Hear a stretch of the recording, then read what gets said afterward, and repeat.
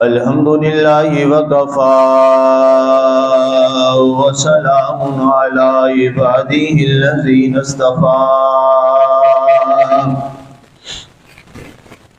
خصوصا على سيد ولد آدم محمد المصطفى والمجتبى والمرتضى وعلى آله وأصحابه لنا مقتدى.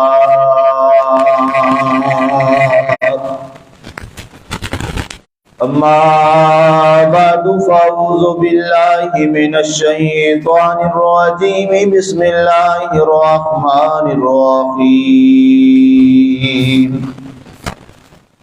إنا نحن نزلنا الذكر وإنا له لحافظون. وقال الله تبارك وتعالى في مقام آخر: ذلك الكتاب لا ريب فيه هدى للمتقين. وقال النبي صلى الله عليه وآله وسلم: خيركم من تعلم القرآن وعلمه. صدق الله وصدق رسوله النبي الكريم المتين الرؤوف الرحيم. ونحن على ذلك لمن الشاهدين والشاكرين والحمد لله رب العالمين. ما إن مدحت محمدا بمقالتي ولكن مدحت مقالتي بمحمد. لا يمكن الثناء كما كان حقه بعد از خدا بزرگ توئی قصہ مختصر. بعد ہم تو صلاۃ. معزز سامعین، ناظرین، خواتین و حضرات، آج کا ہمارا خطبہ جمعۃ المبارک میں نے کسی اور موضوع کے حوالہ سے تیار کیا تھا. اس میں ترتیب یہ ہے کہ 3 ٹاپکس میں نے رات تک فائنل کیے کہ ان میں سے کس ٹاپک پہ بات کروں. تینوں بڑے اپنی اپنی مقام میں اہم تھے. کل کا دن گزرا، بہت بڑا عظیم دن. حضرت سیدنا اویس کرنی رضی اللہ تعالی عنہ کا یوم شہادت، اس پہ بات کروں. پھر سوچا کہ پرسوں خواجہ خواجگان حضرت سیدنا خواجہ معین الدین چشتی اجمیری رحمۃ اللہ تعالی علیہ، آپ کی چھٹی شریف جو بڑے عقیدت و احترام کے ساتھ پوری دنیا میں منائی جاتی ہے، اور پرسوں سے اجمیر شریف میں ان تقریبات کا آغاز ہو جائے گا، اس پہ بات کروں. تیسرا میں نے سوچا کہ جو سویڈن میں ایک معاملہ ہوا ہے قرآن پاک کے حوالہ سے، وہ لفظ لینا میرا دل نہیں کرتا. آپ سمجھ گئے ہوں گے کہ ان ہمارے دشمنوں نے ہمارے پاک کلام کے ساتھ کیا سلوک روا کیا، اس پہ بات کروں. آج صبح جب میں نکل رہا تھا پڑھانے کے لیے، تو راستے میں جاتے جاتے پتہ نہیں کیا ہوا کہ عظمت قرآن میں جتنی آیتیں تھیں نا وہ میری زبان پہ چلنا شروع. تو میں نے کہا یہ اللہ کی طرف سے حکم یہ ہوا ہے کہ کہ آج اسی ٹاپک پہ بات کریں۔ تو آج کا ہمارا جو موضوع ہوگا وہ ہے عظمت قرآن۔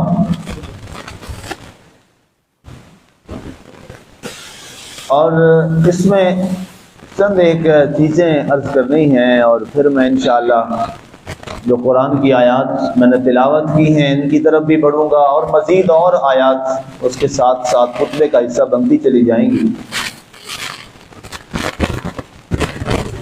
عالم کفر اس وقت ہمیں مختلف انداز سے چیک کرتا ہے، ہمیں ہمارا ٹیسٹ کرتا ہے کہ مسلمان اس وقت کن کیفیات سے دوچار ہے۔ کبھی وہ بدبخت ہمارے محبوب صلی اللہ علیہ وآلہ وسلم کی شان میں جسارت کرتے ہیں، اور کبھی وہ اللہ کے پاک کلام قرآن کے بارے میں یہ جسارت کرتے ہیں۔ بہت بڑی جسارت ہے، بہت بڑا ظلم اور زیادتی ہے۔ اب جو سویڈن میں ہوا ہمارے اس خوبصورت اللہ کے پاک کلام کے ساتھ، کہ جس کا ایک ایک حرف، میں کہتا ہوں اس کے ایک الف پر ہم سب کی نسلیں بھی قربان ہو جائیں۔ اس کا مقام اور شان یہ ہے، اس کی عزت یہ ہے، اور اس کی ناموس یہ ہے، قرآن کی شان یہ ہے۔ لیکن میں عرض کروں، اب ہم نے کیا کرنا ہے؟ یہ سوال بڑا اہم ہے۔ عالم کفر تو جو کر رہا ہے اس کے مقابلے میں ظاہر ہے ہم ریاست کو وائلیٹ نہیں کر سکتے، ہم اپنے اداروں کے اجازت کے بغیر کوئی کام کر نہیں سکتے، ہم یہاں سے بندوقیں لے کر اور بموں کو لے کر ہم وہاں جا کر یہ کام بھی نہیں کر سکتے۔ اسلام نے ہمیں کچھ حدود و قیود دی ہیں، ظاہر ہے ہم ان کے پابند ہیں، اور پھر ریاست بھی وہ ہے جسے اسلامی جمہوریہ پاکستان کہا جاتا ہے۔ اس حوالہ سے بھی ہمیں اور زیادہ پابندیوں کا سامنا ہے، اور جو ہمارے فرما روا ہیں ان کے کیا حالات ہیں ان کا ذکر کر کے نہ میں اپنا خطبہ خراب کرنا چاہتا ہوں، نہ میں اپنا من خراب کرنا چاہتا ہوں، اور نہ میں اپنی زبان کو خراب کرنا چاہتا ہوں۔ باذوق موضوع ہے، سارا بے ذوق ہو جائے گا۔ وہ آپ سارے مجھ سے بہتر جانتے ہیں کہ وہ کیا کریں گے قرآن کے لیے اور صاحب قرآن کے لیے اور دین کے لیے، ان کی کتنی محبتیں ہیں وہ آپ سارے جانتے ہیں۔ پھر اب ہم کیا کریں؟ یہ ایک سوال ہے، یہ ایک عوامی سوال ہے، یہ ہمارا نوجوان آج سوال کرتا ہے۔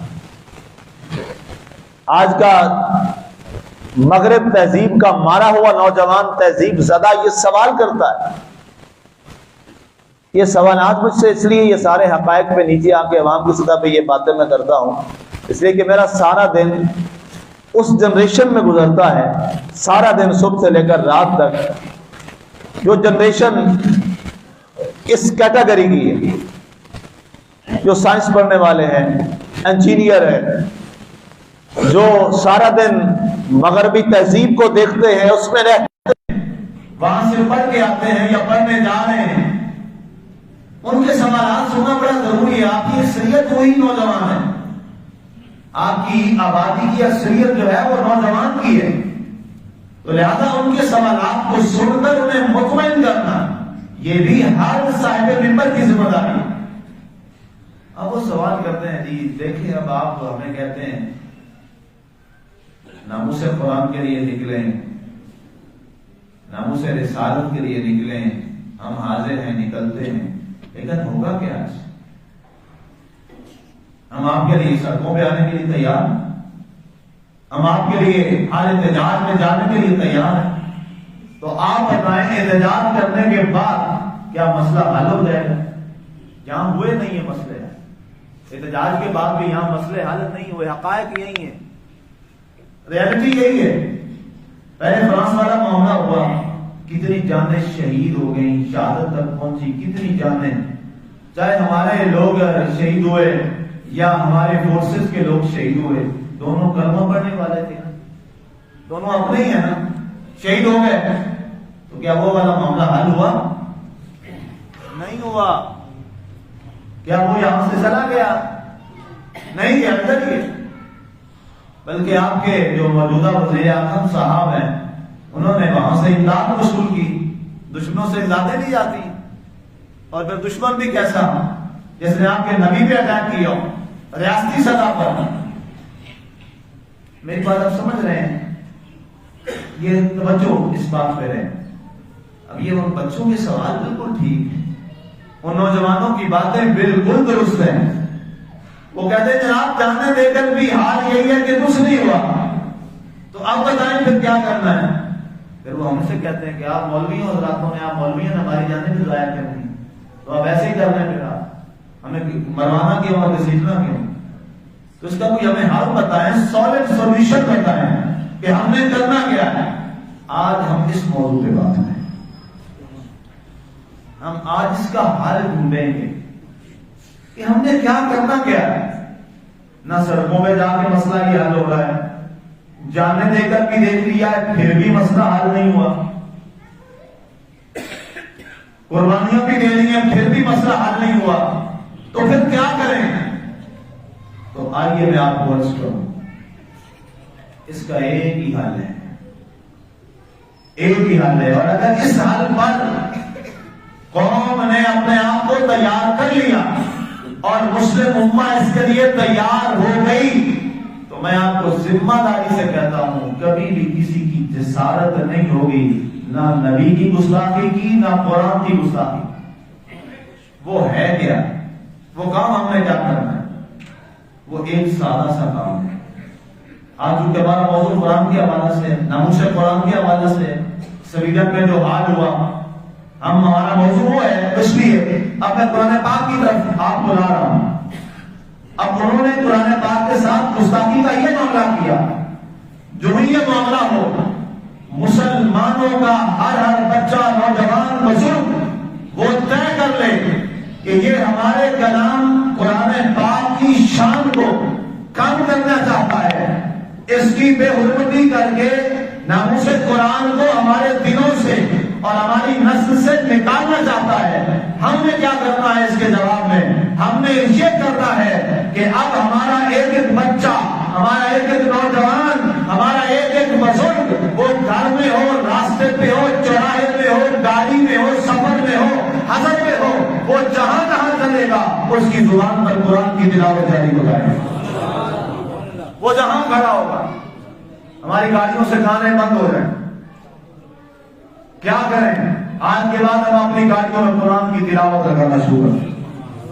ہمارے نوجوان یہ چوک چوراہوں میں اور بازاروں میں رات گئے تک سونے نہیں دیتے, بیمار کا احساس کوئی نہیں ہے, فلاش قسم کے گانے چلا رہے ہیں نیٹوں پر, وہ گانے بند کر کے اللہ کے کلام قرآن کی تلاوت کرنا. گھر گھر سے بچہ بچہ جب بھی نکلے اس کی زبان پر قرآن کی تلاوت جاری ہو جائے. مل رہا ہے قرآن کی تلاوت شروع ہو جائے.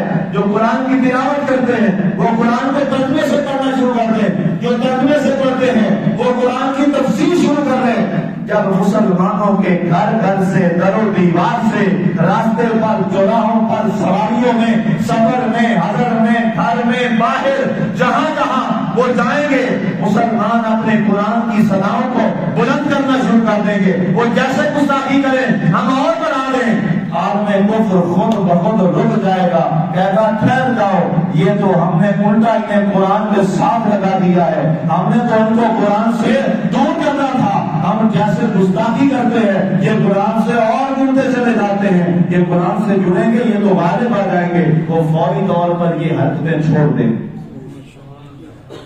سمجھ آئی میری بات؟ یہ ایک اب حل رہ گیا ہے. آپ کہنا آپ کے حکمران کچھ کر لیں گے, کچھ نہیں ہوگا, کچھ نہیں ہوگا. میں منبر رسول پہ یہ بات کر رہا ہوں, اور صرف پاکستان کی بات نہیں, سارا دہی آ رہے.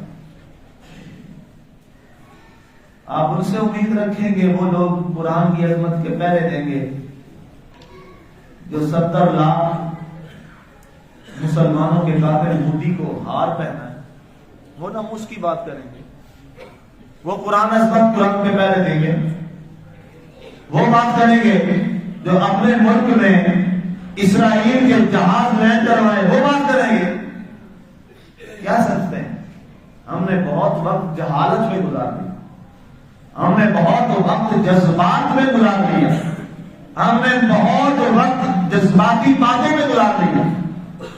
مسلمانوں اب بیدار ہونے کی ضرورت ہے، میرے نوجوانوں اب اٹھنے کی ضرورت ہے، اب نئی حکمت عملی کی ضرورت ہے۔ آج نئے اپنے فیصلے ہم نے کرنے ہیں اور نئے فیصلے کرنے کے لیے ہمیں آگے بڑھنا پڑے گا۔ اور آپ یہ کہنا یہ آپ کو جو بیٹھے ہیں آپ کی پارلیمنٹ میں یا آپ کے سینٹ میں یا آپ کو تہذیب سکھائیں گے، یہ تو خود بد تہذیب ہے، آپ کو کیا سکھائیں؟ ٹی وی پہ وہ گالیاں سناتے ہیں کہ اب وہ جو ٹی وی کے پروگرام ہے سیاسی بندہ گھر میں باعزت بندہ وہ نہیں لگا سکتا۔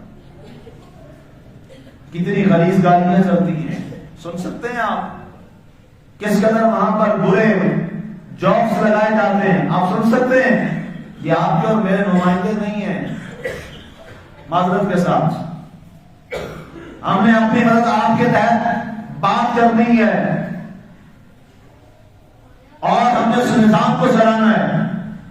مجھے نا پچھلے دنوں جو عام آدمی ہے نا جی، اس کے لیے یہ نہیں ہوتا یہ کس مسلک کا آدمی ہے، وہ یہ سمجھتا یہ مولوی صاحب۔ عام بندے کا تو کوئی نہیں ہے اس بات میں کہ وہ کس مسلک کا ہے، اس نے دیکھنا امامہ رکھا ہوا ہے، داڑھی رکھی ہوئی ہے، یہ مولوی صاحب، یہ پیش امام ہے، یہ خطیب ہے۔ ایسی بات ہے نا جی، عوامی تو رائے یہی ہے، عام بچہ اور عام نوجوان تو یہ سمجھتا ہے کہ یہ مولوی صاحب ہے، اس کے ماتھے پہ تھوڑا لکھا ہے یہ فلاں دیوبند کا ہے، یہ بریلویوں کا ہے، یہ اہل تشیعوں کا ہے، یہ جناب فلاں سلفیوں کا نہیں، وہ سارے ایک ہی، یہ سارے مولوی ہیں۔ ایسے ہی ہوتا ہے، عام یہی پرسپشن ہے ہمارے ہاں پہ۔ اب مجھے صاحب کہنے لگے جی ہم نے سوچا تھا کہ یار بڑے سیاسیوں کو ووٹ دیے، چلے مولویوں کو ووٹ دیتے ہیں، یہ اللہ والے ہیں اور یہ داڑھی رکھی ہوئی ہے، سر پہ امامہ ہے، کہتے ہیں اب تو ہم نے آپ سے بھی یہ تمام اٹھ کے۔ میں کہا جی وہ کیا ہوا؟ کہتے ہیں وہ جو مولوی صاحب نے 25 دسمبر کو کرسمس ڈے پہ وزیر اعظم پاکستان کے ساتھ جو مذہبی امور کے وہ مفتی صاحب ہیں، اللہ معاف کرے اب کیا انہیں کیا نام دے، اور نام آگے میں نہیں لیتا، مناسب نہیں ہے ممبر پہ میں کیا نام لوں۔ کہتے تھے اس نے داڑھی بھی رکھی ہوئی تھی، امامہ بھی رکھا ہوا تھا، اور آگے وہ کہہ رہا تھا کہ میں یہ جتنے میرے پاس فنڈ ہیں میں آج بھی سارے سائن اے کرسچنوں میں تمہارے چرچوں کے لیے کر کے آیا ہوں، مسجد کے لیے ابھی تک میں نے اور مدرسے کے لیے ایک بھی فائل پہ سائن نہیں کیا۔ یہ نیٹ پہ چیک کر لیجیے گا، ویڈیو وائرل ہوئی، بہت وائرل ہوئی، آپ نے سنی، دیکھی بھی آپ نے۔ وہ کہتے ہیں اب ہمارا ان سے بھی دل اٹھ گیا ہے، تو پھر اب کرنا کیا ہے؟ اب ہم نے پھر جانا کدھر ہے؟ یہ سبق ہے، اس کو آپ بطور گائیڈ کے میرے پاس سنیں۔ گائیڈر ہوتا ہے نا جی، ایک عام گائیڈر ہوتا ہے جو گائیڈ کرتا ہے، میں آج بطور گائیڈر کے آپ سے مخاطب ہوں، اور جہاں پہ میری گائیڈنس آپ کو اچھی نہ لگے، آپ کو سمجھ رہا ہے آپ کو پورا ابھی حق ہے اسی جگہ پر، آپ کھڑے ہو کے مجھ سے سوال کریں، آپ کو پورا رائٹ میں لے رہا، میں اس کو بے ادبی اور گستاخی میں شامل نہیں کروں گا۔ آپ کا رائٹ ہے، آپ کا سوال ہو، آپ کو مطمئن کرنا یہ میری ذمہ داری ہے، یہ گائیڈر کا حق ہے۔ آج بطور گائیڈر کے میں آپ سے مخاطب ہوں کہ جب حالات یہ ہو جائیں کہ قرآن کی بے حرمتی ہو جائے اور مسلمان پھر بھی دس سے مش نہ ہو، اور پھر بھی مسلمان کی گاڑی میں، مسلمان کے کھوکھے میں، مسلمان کی ریلی پر، مسلمان کے چوکوں میں، مسلمان کے گھروں میں، مسلمان کے راستے پہ چلنے والی بسوں کے اندر انہی لوگوں کے گانے چل رہے ہوں، اور پھر وہ کہیں ہم ایک دن احتجاج کر کے حرمت قرآن پہ پہرا دے لیں گے، یہ منافقت ہے۔ میں اس کو نہیں تسلیم کرتا، یہ منافقت ہے۔ آپ احتجاج ان کے خلاف کر رہے ہیں ایک دن کے لیے، اور سارا دن اپنی بسوں اور گاڑی اور گھروں میں ان کے گانے چلواتے ہیں۔ ایسے قرآن کا تحفظ کر لیں گے آپ؟ نہیں کر سکتے، ایسے نہیں ہو سکتا۔ سارے مسلمان آج یہ اللہ کے گھر میں بیٹھ کے عہد کریں، ہم سارے قرآن کی تلاوت کو ہم کریں، ہم قرآن سے محبت بڑھائیں گے، ہم قرآن کو سیکھیں گے، ہم قرآن کو سمجھیں گے۔ اور اقبال نے اس کو لکھا ہے کہ جب مسلمانوں کے حالات ایسے ہو گئے، مسلمان ذبحانی کا شکار ہو گئے اور مسلمان اپنی انتہائی قسم پرسی کے حالات سے گزرنے لگا، کسی نے کہا علامہ تھی، حال بتائیے، آپ تو بڑے علامہ ہیں، آپ تو بڑے مفکر ہیں، ہمیں حال تو بتائیے، ہم جائیں تو کدھر جائیں؟ آپ نے کہا تمہیں پتا ہے، لوگوں نے کہا وہ لوگ بھی تھے جنہوں نے اندلس کے اندر وہاں پر پہلی بیڑے جلا دیے تھے، اور کسی نے کہا جناب طارق بن زیاد سے جب سمیل کا معاملہ ہوا، کہا جناب پہلی بیڑے جلوا دیے، اگر واپس آنا پڑا تو پھر کیا کریں گے؟ یہ کوئی لڑائی کی بات ہے؟ آپ نے اپنی سواریوں کو ختم کر دیا، کشتیوں کو جلوا دیا۔ فرمایا واہ تمہاری دانش پہ، تم نے واپسی کا ارادہ بھی رکھا ہے، اب ایک ہی فیصلہ ہے، یا فتح کرو گے یا سارے سمندر میں ڈوب جاؤ گے۔ اقبال نے کہا تھا دشت و دشت دریا بھی نہ چھوڑے ہم نے، اور بحر ظلمات میں دوڑا دیے گھوڑے ہم نے۔ اور جب وہ دریا میں اترے نا، گھوڑوں کو کیا کہا؟ گھوڑوں کی بات کھنچی اور ساتھ ہی یہ کہا اے دریا ہم اپنی مرضی سے کوئی نہیں آئے، نہ ہم اپنی خواہش کے لیے جا رہے ہیں، نہ ہم اپنی جوان مردی دکھانے جا رہے ہیں، ہم اللہ اور اس کے رسول کے لیے جا رہے ہیں۔ دریا ہمیں راستہ دے دے، تاریخ گواہ ہے دریا نے راستہ دیا ہم کو، راستہ دیا دریا نے، اور وہ پھر گئے اور اترے اس کے اندر۔ اس پہ اقبال نے کہا تھا کہ دشت و دشت دریا بھی نہ چھوڑے ہم نے، اور بحر ظلمات، بحر ظلمات کہتے ہیں جو بڑا گہرا سمندر ہو، فرمایا بحر ظلمات میں دوڑا دیے گھوڑے ہم نے، تھے تو وہ آبا تمہارے ہی مگر تم کیا ہو، ہاتھ پہ ہاتھ دھرے منتظر فردا ہو۔ کہتا تمہیں احساس ہی کوئی نہیں ہے، ہاتھ پہ ہاتھ دھر کے بیٹھے ہو، اچھا آج کا دن بھی نکل گیا، کل آ جائے گا دن، آج اگلا دن آیا، وہ دن بھی نکل گیا، وہ بھی گیا۔ یاد رکھو اقبال نے کہا تھا خدا نے آج تک اس قوم کی حالت نہیں بدلی، ہو نہ خیال جس کو اپنی حالت آپ بدلنے کا۔ آپ کہیں کوئی باہر سے آپ کو آ کے بدل دے گا، کوئی نہیں بدلے گا جب تک خود نہیں بدلو گے، کوئی نہیں بدل سکتا آپ کو۔ آج فیصلہ کیجئے، اپنے من کی دنیا کو بدلو، کانوں کے چسکوں کو چھوڑو، کان کے چسکے چھوڑو، اس کان کو چسکا دو قرآن کی تلاوت کا، قرآن کی تلاوت کا، قرآن کی تلاوت کانوں میں آئے، اور اب ایک ہی مشرب بنا لو، قرآن کی تلاوت، قرآن کی تلاوت، قرآن کا درس، قرآن کی آیتیں، قرآن سے لگاؤ۔ میں آپ کو بارگاہ خدا کے اندر اس کے گھر میں اس کو گواہ بنا کے کہتا ہوں، جب کوئی گستاخی کرے ساری امت کوئی سڑکوں پہ بھی نہ آئے، کوئی اور کام بھی نہ کرے، فیصلہ کر لے کہ سارے مسلمان شرق تا غرب سارے اب قرآن عام کریں گے، قرآن پڑھیں گے، قرآن کی تلاوت کی صدائیں گھروں میں، در و دیوار میں، بازاروں میں، چوک چوراہوں میں بلند کریں گے۔ یقین سے کہتا ہوں کبھی دوبارہ یہ کام نہیں کریں گے، کیونکہ عالم کفر کی ایک ہی تمنا ہے، وہ چاہتا ہے کسی طرح سے تمہارے دلوں سے قرآن اور صاحب قرآن کی محبت کو نکال۔ اس کا ایک بس یہ مطمع نظر ہے، وہ جنگیں بھی لڑ چکا ہے ہمارے ساتھ، تاریخ ہے، اس نے حملے بھی ہم پہ کروائے ہیں، اس نے بھوکا بھی رکھا ہے، اس نے بم بھی چلوائے ہیں، اس نے خاندان بھی ختم کروائے ہیں، لیکن اس نے کہا ہے یہ پھر بھی نہیں ٹکتے، یہ پھر بھی نہیں رکتے، پتہ نہیں کیا بلا ہے ان کے اندر، نہ یہ جنگوں سے ڈرتے ہیں، نہ یہ بموں سے ڈرتے ہیں، نہ یہ بھوکے رہنے سے ڈرتے ہیں، نہ کسی اور بات سے ڈرتے ہیں۔ ان کو فتح کریں تو کیسے کریں؟ ان کو ہم نے مارنا ہے تو کیسے مارنا ہے؟ ان کے تھنک ٹینک نے کہا ان کو جسموں سے نہ مارو، ان کو روح سے اور اندر سے مارو، یہ چلتی لاشیں ہوں زمین پر۔ اور آج وہ وقت آ گیا، آج ہر گھر میں، آج ہر ہاتھ میں انہوں نے اپنا کلچر تھمایا کہ نہیں تھمایا؟ تھمایا ہے۔ آج ہمارا ہر بچہ، یہ جو موبائل فون چل رہا ہے نا، میں نے کیوں یہ ریکارڈنگ شروع کروائی، مجھے یہ ضرورت کیوں پیش آئی؟ سوچنا چاہیے آپ کو بھی کیا وجہ ہے. مفتی صاحب نے اپنے ذاتی اخراجات کر کے نیٹ میں لگوایا، یہ لیا، یہ ساری چیزیں لی، اتنا مہنگا موبائل اس کام کے لیے لیا. میں کیوں مجبور ہوا اس کام کے لیے؟ کبھی غور کیا ہے آپ نے؟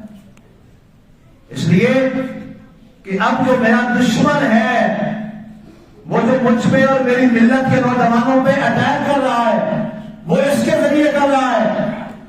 تو ظاہر ہے جب آپ پہ کوئی اٹیک کرتا ہے جس ٹول اور ہتھیار سے تو جواب دینا بھی تو اسی ہتھیار کے ساتھ پڑتا ہے. ایسے ہی ہے نا جی، کامن چیز ہے. آپ کو بم کوئی مار رہا ہو اور آپ منجنیق میں پتھر ڈال کے اس پہ حملہ کریں، آپ کو عقل مند کوئی کہے گا؟ پاگل ہو گئے ہیں، تو منجنیق کے پتھر پا کے مار رہے ہیں اور تیرے سے بم مار رہے ہیں، اور اس کا مقابلہ کرنا ہے تو بم کا مقابلہ بم سے کر، راکٹ کا مقابلہ راکٹ سے کر، لانچر کا مقابلہ لانچر سے کر. تو منجنیق میں پتھر ڈالے گا، آدھے منٹ یا منٹ کے بعد ایک پتھر مارے گا تو اس کی کیا حیثیت؟ وہ تو سیکنڈوں میں بم چلا کے دو دے، تو سب کو ختم کر دے. کوئی عقل مند کہے گا منجنیق والے کو بس کیا کر رہے ہو؟ دشمن کا جیسا ہتھیار ہے، جیسا اس کا ٹول ہے، آپ کے انیمی ٹولز ہیں، آپ کو اپنا ہتھیار ویسا بنانا پڑے گا. چونکہ اس وقت میرا جو دشمن ہے اس کا ہتھیار یہ ہے، اس کا ہتھیار یہ سیل فون ہے، موبائل فون ہے. اس نے سارا اپنا کلچر اور ساری واحیاتی اور بے ہودگی اس کے اندر ڈال دی اور ہماری نوجوان نسل کے ایک ایک بچے کے ہاتھوں میں تھما دی. سمجھ گئے؟ اب مجھے بھی مجبوراً یہ ہتھیار اٹھانا پڑا، مجبور ہو کر مجھے یہ ہتھیار کو ہاتھ میں لینا پڑا کہ اب میرا نوجوان نہ خطبہ سننے کے لیے تیار ہے، نہ مسجد میں آنے کے لیے تیار ہے، نہ وہ علماء کے پاس بیٹھنے کے لیے تیار ہے، نہ میرے نظام ایجوکیشن سسٹم میں وہ سسٹم موجود ہے. تو میں کیا کروں؟ پھر میں نے سوچا میرا نوجوان جہاں بھی جا رہا ہو، وہ گھر میں بیٹھا ہو، وہ سفر میں ہو، وہ غزل میں ہو، وہ آفس میں ہو، وہ جہاں بھی بیٹھا ہو، کم از کم وہاں بیٹھ کر اس سے سن تو لے گا کہ میرا اللہ جو ہے مجھے قرآن میں کہنا کیا چاہتا ہے. جمعہ ہمارا خطبہ ہوتا ہے تو جمعہ ہے کیا؟ جمعہ جس کو اتنی فضیلت دی گئی اس کی وجہ کیا ہے؟ باقی دنوں میں زور کی کتنی رقمیں پڑھتے ہیں فرض جماعت کے ساتھ؟ 4 پڑھتے ہیں نا جی. اور اصل میں ہم پڑھتے ہی کم، میں اس کی شاید پتہ ہی نہیں کتنی پڑھتے ہیں زور کی. کہتے آج پھنس گئے مفتی صاحب، کوئی نہیں تو ایسے انشاءاللہ اگلے جمعے کا ڈیل کرے گا نا، آج پوچھ لو کوئی نہیں، اور سو کر کے آدھا گھنٹہ پونا گھنٹہ کر لینا. 4 پڑھتے ہیں نا جی. جمعے والے دن کتنی پڑھتے ہیں؟ اس پہ اونچی آواز آئی، جمعے والے زیادہ ہیں. جمعے والے اے جمعے والے مسلمان نہ بنو، 5 وقتی مسلمان ہو. کتنی پڑھتے ہیں جمعے والے دن؟ 2. اصول یہ ہے باقی دنوں سے رکھتے کم ہو گئی ہیں تو شان تھوڑی ہونی چاہیے سے زیادہ ہونی چاہیے. جب رکھتے کم ہو تو شان تھوڑی ہونی چاہیے. اصول یہی ہے نا. 4 ہیں باقی دنوں میں اور جمعے والے کتنی ہیں؟ 2. تو شان کم ہونی چاہیے تھی، اللہ نے جمعے کی شان زیادہ بتائی. ایسا ہی ہے، زیادہ شان ہے نا. ان 2 رکعتوں کی شان کہیں زیادہ ہے ظہر کی 4 رکعتوں سے. تو میرا سوال ہے یہ رکھتے ہیں کیوں زیادہ شان؟ کبھی غور کیے؟ یس، مجھے بڑی خوشی ہے میرے بچے نواز کی خطبے کی وجہ سے. خطبہ جمعہ مبارک جو میں آپ کو دے رہا ہوں یہ خطبہ ہے. آپ کا خطبہ یہی ہے. عربی والا خطبہ تو وہ سنت کے طور پر میں ادا کرتا ہوں، وہ ادا کر رہا ہوں، ورنہ وہ آپ کی بلا جانے میں کیا پڑھوں، عربی زبان تو آتی ہوئی نہیں، عربی لوگ ہیں. آپ کا یہ خطبہ ہے جو آپ یہ خطبہ مجھ سے سن رہے ہیں. اس خطبے کی بنیاد پر حکم ہوا الجمعہ سید الایام. اس خطبے کی وجہ سے جمعہ تمہارا دنوں کا سردار ہے. 2 رکعتوں پڑھے ہوئے اور یہ خطبہ ہے، اللہ تمہیں 4 سے بھی زیادہ ثواب عطا فرمائے گا.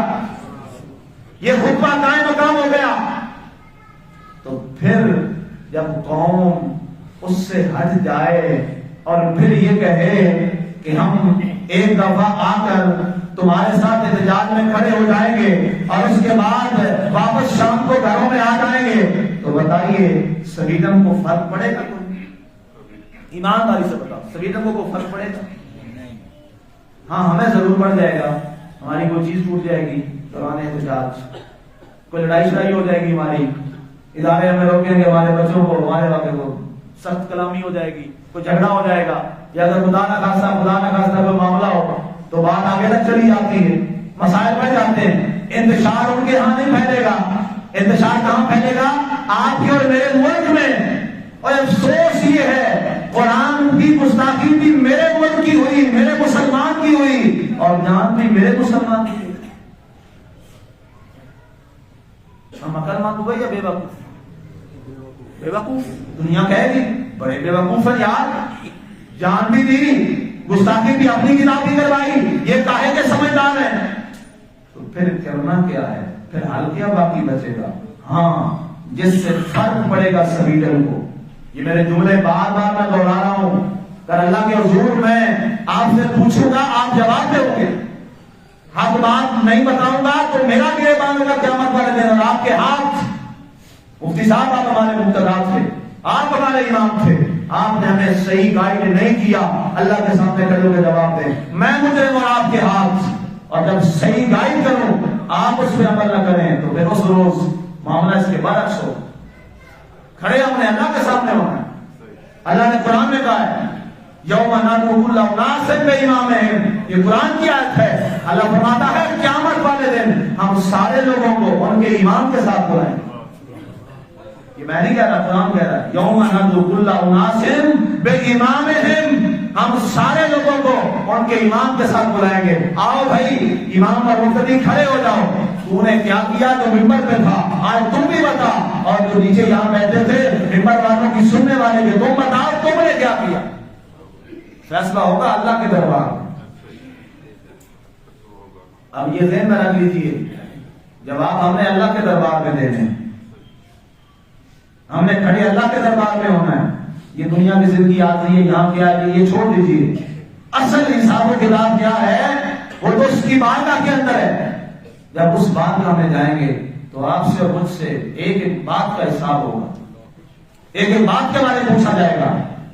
تو ایک چیز جس سے فرق پڑے گا، میں نے خود عرض کیا کہ سارے کام کرنے سے سویڈن کو فرق نہیں پڑے گا، فرق تب پڑے گا جب وہ میڈیا سے دیکھے گا، اس کو خبریں جائیں گی جناب جب ہم نے یہ گستاخی کی ہے قرآن کی، مسلمان کو جناب پہلے سے پڑھ کے قرآن سے عشق کرنے لگا، یہ تو اور زیادہ قرآن کے قریب ہوا ہے۔ ہم تو قرآن سے اس کو دور کرنا چاہتے تھے، یہ تو اور قرآن کے قریب ہوا ہے۔ پہلے اگر گھر میں 10 منٹ قرآن کی تلاوت ہوتی تھی، اب گھر میں گھنٹوں قرآن کی تلاوت شروع۔ پہلے اگر جناب صبح تلاوت کرتے تھے، اب دوپہر شام رات ہر لمحے میں۔ پہلے ان کی گاڑیوں میں جناب گانے چلتے تھے، اب گاڑیوں میں قرآن کی تلاوتیں شروع ہو گئی۔ پہلے جناب دکانوں پر یہ جناب اپنے ڈیک چلوا کے حرام گانے سنتے تھے، ناجائز چیزیں، فحش کلام سنتے تھے۔ اب انہوں نے فیصلہ کیا ہے اب ہماری دکانوں پر بھی قرآن کی سلاح چھوڑا دو۔ وہ لا محالہ کہہ دو بھائی، اصل میں ان کے ہاں یہ پورا سسٹم ہے، ان کا تھنک ٹینک ہے، وہ یہ ساری چیزیں چیک کرتے ہیں، وہ سارا یہ سسٹم انہوں نے بنایا ہے، وہ بڑی تیز۔ اور ہمارا دشمن، یہ تکلیف والی بات یہ ہے، ہمارا دشمن بہت چالاک ہے اور ہم اس کی چالاکیوں سے بہت بے خبر ہیں، اور ہم تو اپنے دشمن کو ابھی تک دشمن ہی نہیں سمجھ پائے، معذرت کے ساتھ۔ اور اس سے پہلی بار ہمیں یہ بھی پتا نہیں ہے، ہم اتنے بھولے ہیں اس معاملے میں، ہمیں اپنے دشمن کا ادراک بھی نہیں ہے کہ ہمارا دوست کون ہے، ہمارا دشمن کون ہے، ہمیں ابھی تک اس کا ادراک ہی نہیں ہوا۔ ہم تو اپنوں سے ہی لڑتے لڑتے دنیا سے چلے جاتے ہیں۔ کل ایک پرسوں کی بات ہے، بڑے علماء کسی حوالہ سے ہماری میٹنگ تھی، وہاں سارے بیٹھے تھے، میں نے ہاتھ جوڑ دیا، میں نے کہا خدا کا نام لو، جتنا انرجی تم ایک دوسرے کے ساتھ لڑنے پہ لگا رہے ہو نا یار، یہی انرجی سارے مل کے اپنے دشمن، حقیقی دشمن کے خلاف لگا رہے ہیں۔ ہم تو اپنوں کی کرنے کا جا رہے ہیں۔ ہم تو اپنوں کو لڑائی اور لڑائی میں مار کے جا رہے ہیں. کب تک یہ سلسلہ چلتا رہے گا؟ اور وہ ایسا دشمن ہنستا ہے ہمیں لڑا کے، دشمن ہمیں لڑا کے ہنستا ہے. کبھی سیاسی لڑائی، کبھی مذہبی لڑائی، کبھی فرقے کی لڑائی، کبھی کوئی لڑائی، کبھی کوئی لڑائی. وہ کہتا ہے ان کو اسی میں لگائے رکھو. میں نے کہا اللہ کا قرآن گواہ بنا کے بتاؤ، کیا قرآن کی آیت ہے کہ نہیں؟ وَاعْتَصِمُوا بِحَبْلِ اللَّهِ جَمِيعًا وَلَا تَفَرَّقُوا. آیت ہے کہ نہیں قرآن کی آیت؟ ترجمہ کر دوں، سن لیجیے. اور اللہ کی رسی کو سارے مل کر پکڑ لو. اللہ کی رسی کو سارے مل کر پکڑ لو. جميعا ولا تفرقوا، اور فرقوں میں نہ بٹو. یہ میں تو نہیں کہہ رہا، کون کہہ رہا ہے؟ اللہ کہہ رہا ہے. جو اللہ کہہ رہا ہے وہ حق ہی ہے نا، وہ سچ ہی ہے نا، وہ ہمارے بھلے کے لیے ہی ہے نا. بتاؤ جو آگے فرقے بنائے پھر وہ کیا ہوگا؟ لڑائی. اور جب لڑائی ہوتی ہے گھر میں تو بتاؤ گھر طاقتور ہوتا ہے یا کمزور ہوتا ہے؟ ہم کدھر جا رہے ہیں؟ یہ سارے جوابات ہیں جو میرے نوجوان سوال کرتے ہیں. آج میں نے کہا تھا میں نے آج خطبہ نہیں لیکچر دینا ہے وہ، اور میں نے کہا مجھے آپ بطور امام نہ سنے، آج بطور گائیڈر سن لیں. ایک شخص گائیڈ کرتا ہے اور اس پر جس کا جو سوال ہے میں ہر ایک سوال کو جواب دینے کی تیار ہوں. لائیو چل رہا ہے، سوشل میڈیا پہ بعد میں سن کے بھی آپ پوچھ سکتے ہیں. آج ابھی ہمارا صبح درس قرآن چلتا ہے، کافی احباب ہمارے بیٹھے ہیں، یہ بزرگ سارے بیٹھے ہیں، نوجوان بھی اس میں آتے ہیں، خواتین ہیں ہماری وہ باقاعدہ ریگولر سنتی ہیں ماشاءاللہ گھروں میں. 2013 سے یہ سفر میں نے شروع کیا، 23 آ گیا الحمدللہ. آج سورہ النبا کی آیت نمبر کیا تھی جی؟ 22. آج آیت نمبر 20. آج صبح ہمارا الحمدللہ درس قرآن ہوا. میں نے 2-4 دن سے پہلے یہ بات کی جب 30واں پارہ شروع کرنے لگا. آپ کو یاد ہے یہ میں اکثر احباب بیٹھے ہیں ریگولر جو ہمارے اسٹوڈنٹ ہیں، اور مجھے فخر ہے میرے بڑے پیارے پیارے اسٹوڈنٹ ہیں، بچے بھی ہیں، نوجوان بھی ہیں، بزرگ بھی ہیں ماشاءاللہ. تو میں نے کہا تھا کہ جب قرآن کا درس ختم ہوگا انشاءاللہ سورۃ الناس تو عظیم الشان قرآن کا حفظ کرواؤں گا.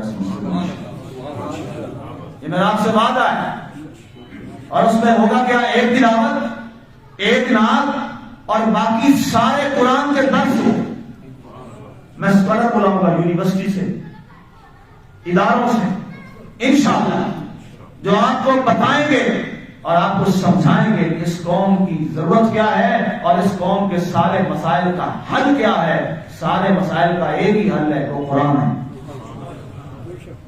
یاد رکھو تم جو کر لو ساری عمر رسوا ہو جاؤ گے اگر قرآن کے ساتھ اپنے آپ کو نہیں جوڑو گے. اس لیے کہ اللہ خود اعلان فرما رہا ہے ذالک الکتاب لا ریب فیہ ھدی للمتقین. لوگوں یہی قرآن ہے جو ساروں کے لیے راستہ دکھانے والی کتاب ہے. تمہیں معیشت کا راستہ چاہیے تمہیں قرآن بتائے گا. تمہیں امن کا راستہ چاہیے تمہیں قرآن بتائے گا. تمہیں محبت کا راستہ چاہیے قرآن بتائے گا. تمہیں ملک کو ترقی دینی ہے تمہیں قرآن بتائے گا. تم نے نوجوان کو سنبھالنا ہے تمہیں قرآن بتائے گا. تم نے ماں باپ کا ادب سکھانا ہے تمہیں قرآن بتائے گا. تم نے اولاد کی تربیت کرنی ہے تمہیں قرآن بتائے گا. تم نے پڑوسی کے حقوق سیکھنے ہیں تمہیں قرآن بتائے گا. اقلیت کے حقوق سمجھنے ہیں تمہیں قرآن بتائے گا. معاشرے میں محبت پیار اور مرحمت پیدا کرنی ہے تمہیں قرآن بتائے گا. اور اگر امت خضرا والے باقی تک پہنچنا ہے تمہیں قرآن بتائے گا. رب سے ملنا ہے تمہیں قرآن بتائے گا. یہ دعویٰ ہے میرا، یہ سب کچھ قرآن بتائے گا. اقبال نے اسی لیے کہا تھا درس قرآن اگر ہم نے نہ بلایا ہوتا. یہ دل سے میری آواز ہے اور اقبال کی بھی دل سے آواز تھی. اس کو دل کی کھڑکیاں کھول کے سنو. درس قرآن گر ہم نے نہ بلایا ہوتا یہ زمانہ نہ زمانے نے ہم کو دکھلایا ہوتا. آج جس زمانے میں ہم پہنچ گئے ہیں اور ہم جس رسوائی کا مسلمان شکار ہیں اس کی ایک ہی وجہ ہے ہم درس قرآن سے دور ہو گئے. ہم قرآن کے درس سے دور ہو گئے. آج عہد و پیمان کرو اللہ کو حاضر ناظر جان کر اللہ کے گھر میں بیٹھ کے جو پہلے قرآن کی تلاوت روزانہ نہیں کرتا، آج کے بعد چاہے ایک آیت کی بھی کرے، قرآن کی تلاوت کرو گے؟ ہاتھ نیچے رکھے، مجھے آپ کی زبانوں پہ پورا یقین ہے۔ جو تلاوت نہیں کرتے آج کے بعد روزانہ چاہے ایک آیت بھی پڑھ لو، پھر آہستہ آہستہ بڑھاتے جاؤ، قرآن کی تلاوت کرو۔ جو تلاوت کرتے ہیں ساتھ قرآن کو ترجمے سے پڑھو، جو ترجمے سے پڑھتے ہیں اب ایک آیت ساتھ تفسیر کے ساتھ پڑھو، اور چوتھی چیز جو قرآن سے پڑھو اور سیکھو اسے اپنی زندگی میں لانے کی کوشش کرو۔ انشاءاللہ دنیا بھی سمجھ جائے گی، آخرت بھی سمجھ جائے گی۔ عظمت قرآن زندہ باد، شان صاحب قرآن پائندہ باد کی محمد سے وفا تمہیں تو ہم دے رہے ہیں، یہ جہاں چیز کا وہ قلم دے رہے ہیں۔